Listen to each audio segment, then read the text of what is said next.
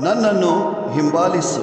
ಮಾರ್ಕನ ಸಂದೇಶ 2ನೇ ಅಧ್ಯಾಯ 14ನೇ ವಚನ. ಪ್ರಿಯ ಸ್ನೇಹಿತರೆ, ಸುಂಕ ವಸೂಲಿ ಮಾಡುತ್ತಿದ್ದ ಮತ್ತಾಯನನ್ನು ಯೇಸು ಕ್ರಿಸ್ತರು ಕರೆದಾಗ ಆತನು ಪ್ರಭುವನ್ನು ಹಿಂಬಾಲಿಸಿದನು. ನಾವು ಮತ್ತಾಯನಂತೆ ಪ್ರಭುವಿನ ಮಾತನ್ನು ಆಲಿಸೋಣ, ಅವರನ್ನು ಅನುಸರಿಸೋಣ. ಆಮೇಲೆ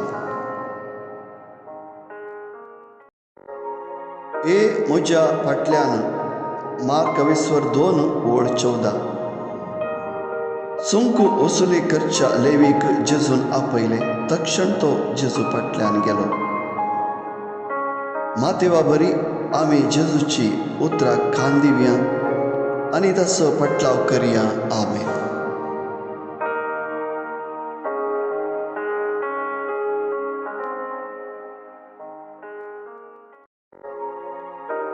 Follow me.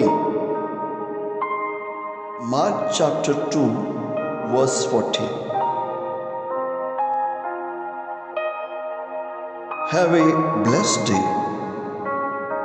and graceful day, my dear friends.